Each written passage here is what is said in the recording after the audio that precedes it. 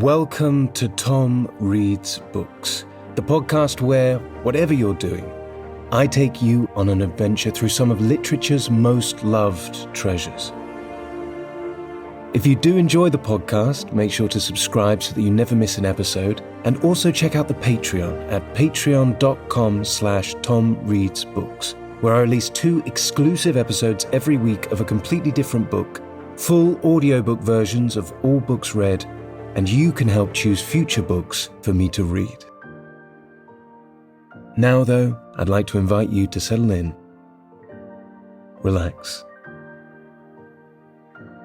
and let me tell you a story.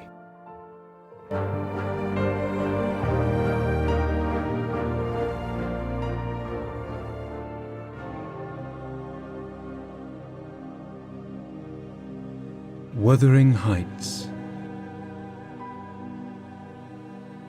by Emily Brontë.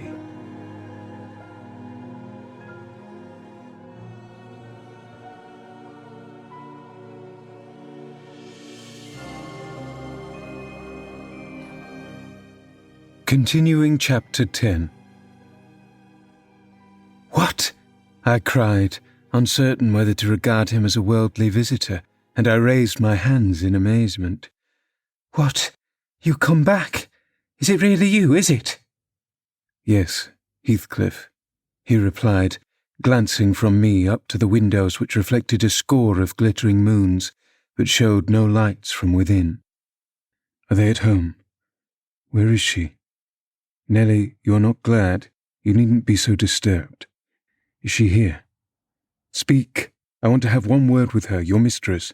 Go and say some person from Gimmerton desires to see her." "How will she take it?" I exclaimed. "What will she do? The surprise bewilders me. It will put her out of her head. And you are Heathcliff, but altered, nay, there is no comprehending it. Have you been for a soldier?" "Go and carry my message," he interrupted impatiently. "I am in hell till you do." He lifted the latch and I entered, but when I got to the parlour where Mr. and Mrs. Linton were, I could not persuade myself to proceed. At length I resolved on making an excuse to ask if they would have the candles lighted, and I opened the door. They sat together, a window whose lattice lay back against the wall, and displayed beyond the garden trees and the wild green park, the valley of Gimmerton, with a long line of mist winding nearly to its top. For very soon after you pass the chapel, as you may have noticed, the sow that runs from the marshes joins a beck which follows the bend of the glen. Wuthering Heights rose above this silvery vapour, but our old house was visible. It rather dips down on the other side. Both the room and its occupants and the scene they gazed on looked wondrously peaceful. I shrank reluctantly from performing my errand, and was actually going away, leaving it unsaid, after having put my question about the candles, when a sense of my folly compelled me to return and mutter, A person from Gimmerton wishes to see you, ma'am." "What does he want?" asked Mrs. Linton. I did not question him," I answered. "Well, close the curtains, Nellie," she said, "and bring up tea. I'll be back again directly." She quitted the apartment. Mr. Edgar inquired carelessly who it was. "Someone the mistress does not expect," I replied. "That Heathcliff, you recollect him, sir, who used to live at Mr. Earnshaw's?" "What, the gypsy, the ploughboy?" he cried. "Why did you not say so to Catherine?" "Hush! You must not call him by those names, master," I said. "She'd be sadly grieved to hear you. She was nearly heartbroken when he ran off. I guess his return will make a jubilee to her." Mr. Linton walked to a window on the other side of the room that overlooked the court. He unfastened it and leaned out. I suppose they were below, for he exclaimed quickly, "Don't stand there, love. Bring the person in, if it be anyone particular." Ere long I heard the click of the latch, and Catherine flew upstairs, breathless and wild, too excited to show gladness. Indeed, by her face you would rather have surmised an awful calamity. "Oh, Edgar, Edgar!" she panted, flinging her arms around his neck. "Oh, Edgar, darling! Heathcliff's come back, he is!" And she tightened her embrace to a squeeze. "Well, well," cried her husband crossly. "Don't strangle me for that. He never struck me as such a marvellous treasure. There is no need to be frantic." "I know you didn't like him," she answered, repressing a little the intensity of her delight. "Yet for my sake you must be friends now. Shall I tell him to come up?" "Here?" he said. "Into the parlour?" "Where else?" she asked. He looked vexed and suggested the kitchen as a more suitable place for him. Mrs. Linton eyed him with a droll expression, half angry, half laughing at his fastidiousness. "No," she added, after a while. "I cannot sit in the kitchen. Set 2 tables here, Ellen. One for your master and Miss Isabella, being gentry, the other for Heathcliff and myself, being of lower orders. Will that please you, dear? Or must I have a fire lighted elsewhere? If so, give directions. I'll run down and secure my guest. I'm afraid the joy is too great to be real." She was about to dart off again, but Edgar arrested her. "You bid him step up," he said, addressing me, "and Catherine, try to be glad without being absurd. The whole household need not witness the sight of your welcoming a runaway servant as a brother." I descended and found Heathcliff waiting under the porch, evidently anticipating an invitation to enter. He followed my guidance without waste of words, and I ushered him into the presence of the master and mistress, whose flushed cheeks betrayed signs of warm talking. But the lady's glowed with another feeling when her friend appeared at the door. She sprang forward, took both his hands, and led him to Linton, and then she seized Linton's reluctant fingers and crushed them into his. Now fully revealed by the fire and candlelight, I was amazed more than ever to behold the transformation of Heathcliff. He had grown a tall, athletic, well-formed man, besides whom my master seemed quite slender and youth-like.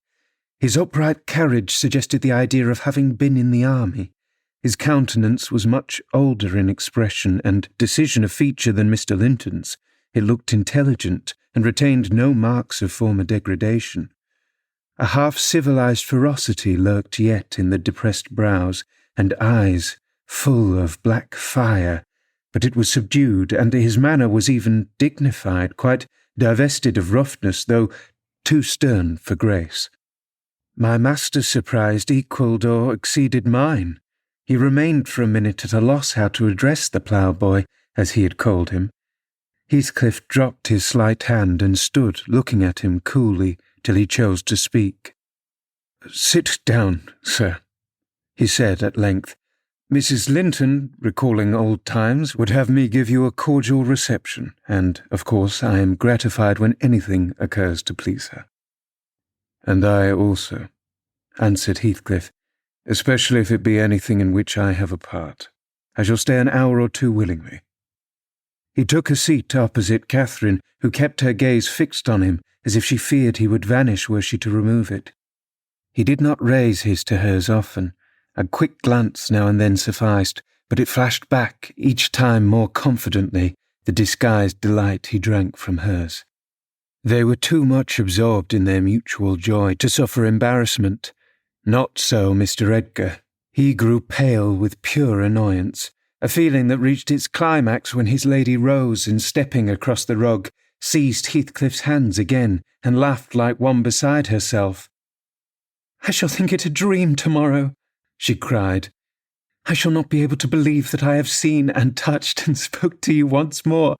And yet, cruel Heathcliff, you don't deserve this welcome. To be absent and silent for 3 years and never to think of me." "A little more than you have thought of me," he murmured. "I heard of your marriage, Cathy, not long since. And while waiting in the yard below, I meditated this plan, just to have one glimpse of your face, a stare of surprise, perhaps, and pretended pleasure. Afterwards, settle my score with Hindley, and then prevent the law by doing execution on myself. Your welcome has put these ideas out of my mind, but beware of meeting me with another aspect next time. Nay, you'll not drive me off again. You were really sorry for me, were you? Well, there was cause. I have fought through a bitter life since I last heard your voice, and you must forgive me, for I struggled only for you. Catherine, unless we are to have cold tea, please come to the table. interrupted Linton, striving to preserve his ordinary tone and a due measure of politeness. "Mr. Heathcliff will have a long walk, wherever he may lodge tonight, and I am thirsty." She took her post before the urn, and Miss Isabella came, summoned by the bell. Then, having handed their chairs forward, I left the room. The meal hardly endured 10 minutes. Catherine's cup was never filled. She could neither eat nor drink. Edgar made a slop in his saucer, and scarcely swallowed a mouthful. Their guest did not protract his stay that evening above an hour longer. I asked as he departed if he were to Gimmerton. "No, to Wuthering Heights," he answered. "Mr. Earnshaw invited me when I called him this morning." "Mr. Earnshaw invited him, and he called on Mr. Earnshaw?" I pondered this sentence painfully after he was gone. Is he turning out a bit of a hypocrite and coming into the country to work mischief under a cloak? I mused. I had a presentiment in the bottom of my heart that he had better have remained away. About the middle of the night I was wakened from my first nap by Mrs. Linton gliding into my chamber, taking a seat on my bedside and pulling me by the hair to rouse me. "I cannot rest, Ellen," she said by way of apology, "and I want some living creature to keep me company in my happiness. Edgar is sulky because I am glad of a thing that does not interest him. He refuses to open his mouth except to utter pettish, silly speeches, and he affirmed I was cruel and selfish for wishing to talk when he was so sick and sleepy. He always contrives to be sick at the least cross.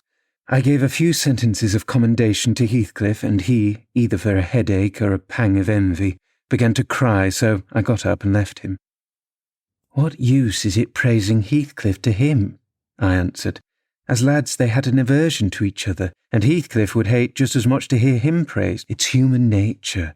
Let Mr. Linton alone about him, unless you would like an open quarrel between them." "But does it not show great weakness?" pursued she. "I'm not envious. I never felt hurt at the brightness of Isabella's yellow hair, and the whiteness of her skin, at her dainty elegance and the fondness all the family exhibit for her. Even you, Nelly, if we have a dispute sometimes, you back Isabella at once, and I yield like a foolish mother. I call her a darling, and I flatter her into a good temper. It pleases her brother to see us cordial, and that pleases me. But they are very much alike. They are spoilt children, and fancy the world was made for their accommodation. And, though I humour them both, I think a smart chastisement might improve them all the same." "You are mistaken, Mrs. Linton," said I. "They humour you. I know what there would be to do if they did not. You can well afford to indulge their passing whims as long as their business is to appreciate all your desires.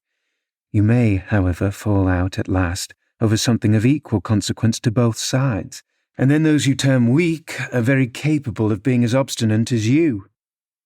"And then we shall fight to the death, shan't we, Nelly?" she returned, laughing. "No, I tell you, I have such faith in Linton's love that I believe I might kill him, and he wouldn't wish to retaliate." I advised her to value him the more for his affection.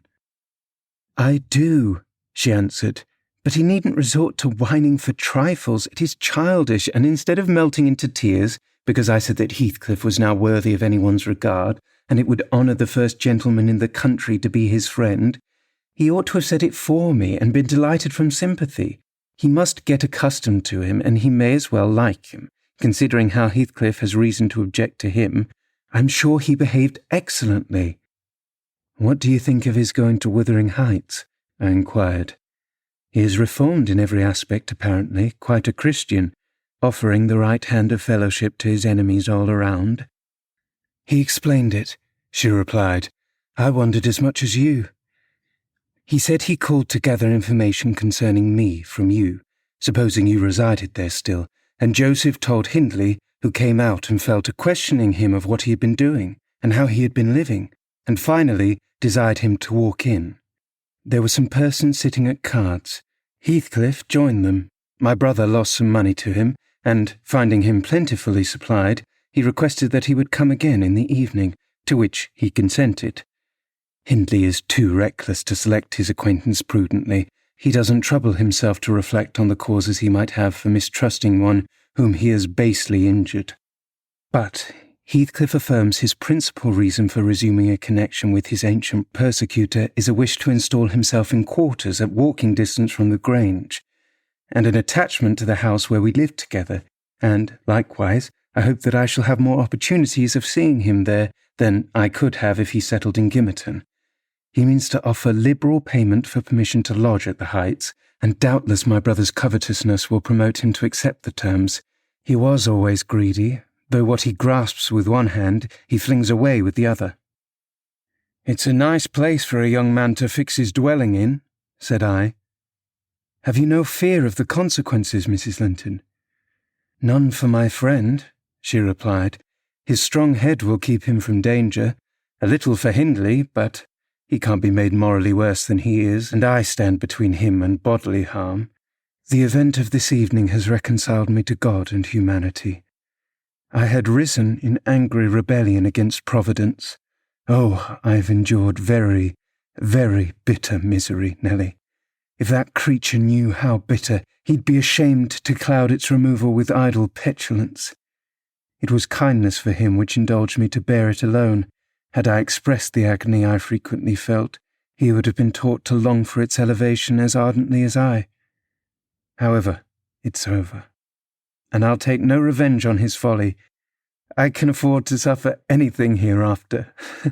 Should the meanest thing alive slap me on the cheek, I do not only turn the other, but I'd ask pardon for provoking it, and, as proof, I'll go make my peace with Edgar instantly. Good night, I'm an angel." In this self-complacent conviction she departed. The success of her fulfilled resolution was obvious on the morrow. Mr. Linton had not only abjured his peevishness, though his spirit seemed still subdued by Catherine's exuberance of vivacity, but he ventured no objection to her taking Isabella with her to Wuthering Heights in the afternoon, and she rewarded him with such a summer of sweetness and affection in return as made the house a paradise for several days, both master and servants profiting from the perpetual sunshine. Heathcliff, Mr. Heathcliff, I should say in future, used the liberty of visiting at Thrushcross Grange cautiously at first. He seemed estimating how far its owner would bear his intrusion. Catherine also deemed it judicious to moderate her expressions of pleasure in receiving him, and he gradually established his right to be expected. He retained a great deal of the reserve for which his boyhood was remarkable, and that served to repress all startling demonstrations of feeling. My master's uneasiness experienced a lull, and further circumstances diverted it into another channel for a space. His new source of trouble sprang from the not-anticipated misfortune of Isabella Linton evincing a sudden and irresistible attraction towards the tolerated guest. She was at that time a charming young lady of 18, infantile in manners, though possessed of keen wit, keen feelings, and a keen temper too, if irritated. Her brother, who loved her tenderly, was appalled at this fantastic preference, leaving aside the degradation of an alliance with a nameless man, and the possible fact that his property, in default of heirs male, might pass into such a one's power. He had sense to comprehend Heathcliff's disposition, to know that, though his exterior was altered, his mind was unchangeable and unchanged, and he dreaded that mind. It revolted him. He shrank forebodingly from the idea of committing Isabella to its keeping. He would have recoiled still more had he been aware that her attachment rose unsolicited and was bestowed where it awakened no reciprocation of sentiment, for the minute he discovered its existence, he laid the blame on Heathcliff's deliberate designing. We all remarked during some time that Miss Linton fretted and pined over something. She grew cross and wearisome, snapping at and teasing Catherine continually at the imminent risk of exhausting her limited patience. We excused her, to a certain extent, on the plea of ill health. She was dwindling and fading before our eyes. But one day, when she had been particularly wayward, rejecting her breakfast, complaining that the servants did not do what she told them, that the mistress would allow her to be nothing in the house, and Edgar neglected her, that she had caught a cold with the doors being left open, and we let the parlour fire go out on purpose to vex her, with 100 yet more frivolous accusations, Mrs. Linton peremptorily insisted that she should get to bed, and having scolded her heartily, threatened to send for the doctor. Mention of Kenneth caused her to exclaim instantly that her health was perfect, and it was only Catherine's harshness which made her unhappy. "How can you say I am harsh, you naughty fondling?" cried the mistress, amazed at the unreasonable assertion. "You are surely losing your reason. When have I been harsh? Tell me." "Yesterday," sobbed Isabella. "And now?" "Yesterday," said her sister-in-law. "On what occasion?" "In our walk along the moor, you told me to ramble where I pleased while you sauntered on with Mr. Heathcliff." "And that's your notion of harshness," said Catherine, laughing. "It was no hint that your company was superfluous. We didn't care whether you kept with us or not. I merely thought Heathcliff's talk would have nothing entertaining for your ears." "Oh, no," wept the young lady. "You wished me away because you knew I liked to be there." "Is she sane?" asked Mrs. Linton, appealing to me. "I'll repeat our conversation word for word, Isabella, and you point out any charm it could have had for you." "I don't mind the conversation," she answered. "I wanted to be with—" "Well," said Catherine, perceiving her hesitate to complete the sentence. "With him, and I won't be always sent off," she continued, kindling up. "You are a dog in the manger, Cathy, and desire no one to be loved but yourself." "You are an impertinent little monkey," exclaimed Mrs. Linton in surprise. "But I'll not believe this idiocy. It is impossible that you can covet the admiration of Heathcliff, that you can consider him an agreeable person. I hope I have misunderstood you, Isabella." "No, you have not," said the infatuated girl. "I love him more than ever you loved Edgar, and he might love me if you would let him." "I wouldn't be you for a kingdom, then," Catherine declared emphatically, and she seemed to speak sincerely. "Nellie, help me to convince her of her madness. Tell her what Heathcliff is. An unreclaimed creature without refinement, without cultivation, an arid wilderness of firs and whinstone. I'd soon as put that little canary into the park on a winter's day as recommend you to bestow your heart on him. It's deplorable ignorance of his character, child, and nothing else, which makes that dream enter your head. Pray, don't imagine that he conceals depths of benevolence and affection beneath a stern exterior. He's not a rough diamond, a pearl-containing oyster of a rustic. He's a fierce, pitiless, wolfish man. I never say to him, 'Let this or that enemy alone,' because it would be ungenerous or cruel to harm them. I say, 'Let them alone, because I should hate them to be wronged.' And he'd crush you like a sparrow egg, Isabella, if he found you a troublesome charge. I know he couldn't love a Linton, and yet he'd be quite capable of marrying your fortune and expectations. Avarice is growing with him a besetting sin. There's my picture, and I'm his friend, so much so that had he thought seriously to catch you, I should perhaps have held my tongue and let you fall into his trap." Miss Linton regarded her sister-in-law with indignation. "For shame, for shame!" she repeated angrily. "You are worse than 20 foes, you poisonous friend." "Ah, you won't believe me then," said Catherine. "You think I speak from wicked selfishness." "I'm certain you do," reported Isabella, "and I shudder at you." "Good," cried the other. "Try for yourself, if that be your spirit. I have done, and yield the argument to your saucy insolence." "And I must suffer for her egotism," she sobbed as Mrs. Linton left the room. All is against me. She has blighted my single consolation, but she uttered falsehoods, didn't she? Mr. Heathcliff is not a fiend. He has an honourable soul and a true one. Or how could he remember her?"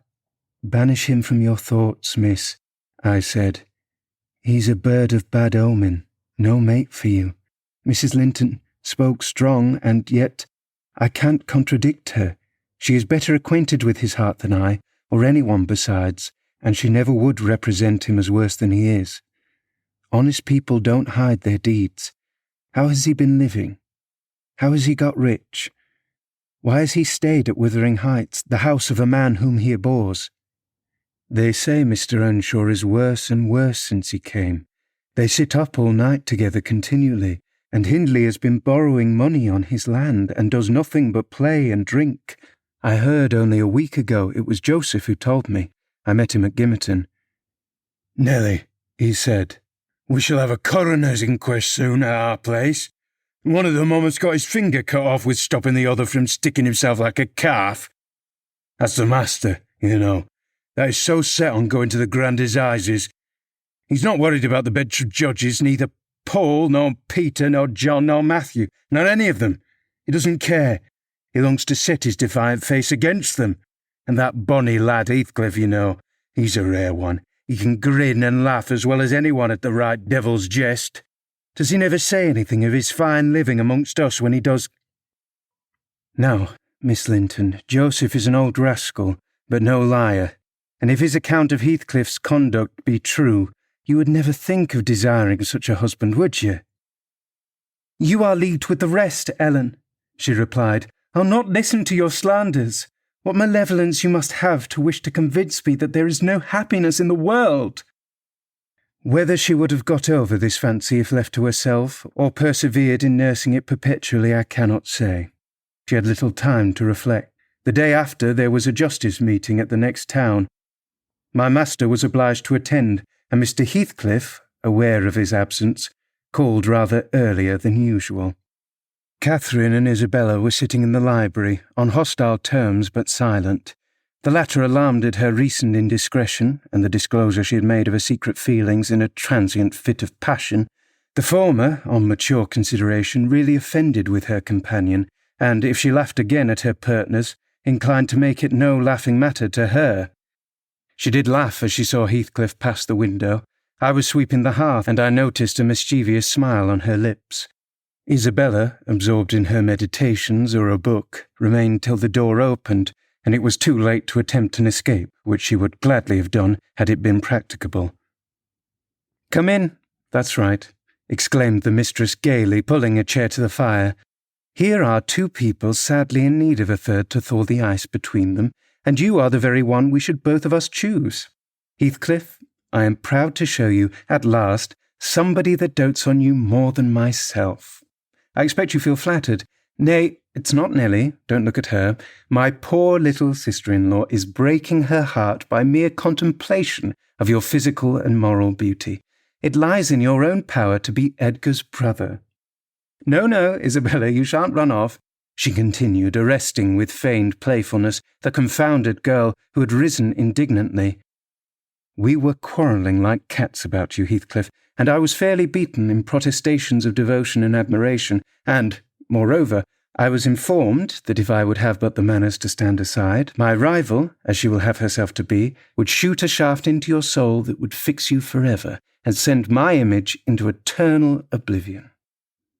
"Catherine," said Isabella, calling up her dignity and disdaining to struggle from the tight grasp that held her, "I'd thank you to adhere to the truth and not slander me even in joke. Mr. Heathcliff, be kind enough to bid this friend of yours release me. She forgets that you and I are not intimate acquaintances, and what amuses her is painful to me beyond expression." As the guest answered nothing but took his seat, and looked thoroughly indifferent what sentiments were cherished concerning him, she turned and whispered an earnest appeal for liberty to her tormentor. "By no means," cried Mrs. Linton in answer. "I won't be named a dog in the manner again. You shall stay now, then. Heathcliff, why don't you evince satisfaction at my pleasant news? Isabella swears that the love Edgar has for me is nothing to what she entertains for you. I'm sure she made some speech of that kind, did she not, Ellen? And she has fasted ever since the day before yesterday's walk, from sorrow and rage that I dispatched her out of your society under the idea of its being unacceptable." "I think you belie her," said Heathcliff, twisting his chair to face them. "She wishes to be out of my society now, at any rate." And he stared hard at the object of discourse, as one might do at a strange, repulsive animal, a centipede from the Indies, for instance, which curiosity leads one to examine in spite of the aversion it raises. The poor thing couldn't bear that.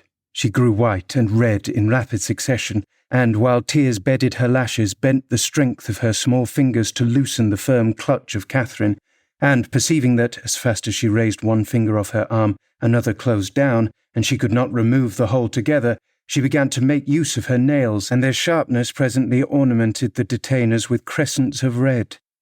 "There's a tigress!" exclaimed Mrs. Linton, setting her free and shaking her hand with pain. "Begone, for God's sake, and hide your vixen face. How foolish to reveal those talons to him! Can't you fancy the conclusions he'll draw? Look, Heathcliff, they are instruments that will do execution. You must beware of your eyes." "I'd wrench them off her fingers if they ever menaced me," he answered brutally when the door had closed after. "But what did you mean by teasing the creature in that manner, Cathy? You were not speaking the truth, were you?" "I assure you I was," she returned. "She has been pining for your sake several weeks, and raving about you this morning and pouring forth a deluge of abuse because I represented your failings in a plain light for the purpose of mitigating her adoration. But don't notice it further. I wish to punish her sauciness, that's all. I like her too well, my dear Heathcliff, to let you absolutely seize and devour her up." "And I like her too ill to attempt it," said he, except in a very ghoulish fashion. "You'd hear odd things if I lived alone with that mawkish waxen face. The most ordinary would be painting on its white the colours of the rainbow, and turning the blue eyes black every day or two. They detestably resemble Linton's." "Delectably," observed Catherine. "They are dove's eyes, angels. She's her brother's heir, is she not?" he asked after a brief silence. "I should be sorry to think so," returned his companion. "Half a dozen nephews shall erase her title, please heaven. Abstract your mind from the subject at present. You are too prone to covet your neighbour's goods. Remember, this neighbour's goods are mine." "If they were mine, they would be none the less that," said Heathcliff. "But though Isabella Linton may be silly, she is scarcely mad, and in short, we'll dismiss the matter as you advise." From their tongues they did dismiss it, and Catherine probably from her thoughts. The other, I felt certain, recalled it often in the course of the evening. I saw him smile to himself, grin rather, and lapse into ominous musings whether Mrs. Linton had occasion to be absent from the apartment. I determined to watch his movements. My heart invariably cleaved to the master's in preference to Catherine's side, with reason, I imagined, for he was kind and trustful and honourable, and she could not be called the opposite, yet she seemed to allow herself such wide latitude that I had little faith in her principles, and still less sympathy for her feelings. I wanted something to happen which might have the effect of freeing both Wuthering Heights and the Grange of Mr. Heathcliff quietly, leaving us as we had been prior to his advent. His visits were a continual nightmare to me, and I suspected to my master also.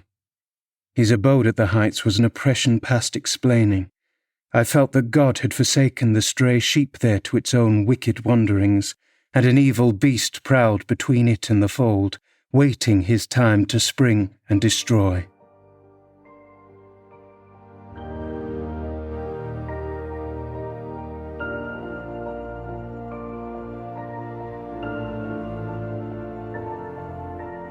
I hope you've enjoyed this episode of the Tom Reads Books podcast.